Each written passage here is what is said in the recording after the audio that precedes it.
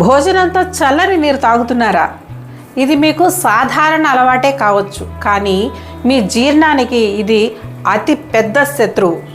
చల్లని నీరు మీ అగ్నిని అంటే డైజెస్టివ్ ఫైర్ని తగ్గించి జీర్ణ ఎంజైమ్ల పనిని నెమ్మదింపచేస్తుంది.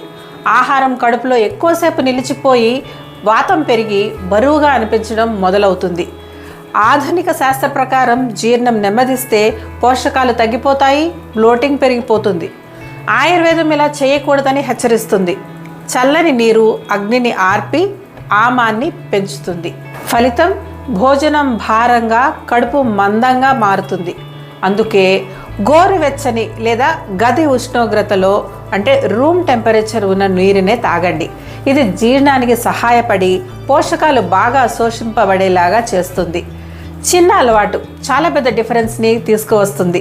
వేడి నీటిని తాగండి, ఆరోగ్యాన్ని కాపాడుకోండి. సులభమైన ఆయుర్వేద చిట్కాల కోసం వర్ధన్ ఆయుర్వేదాన్ని ఫాలో అవ్వండి.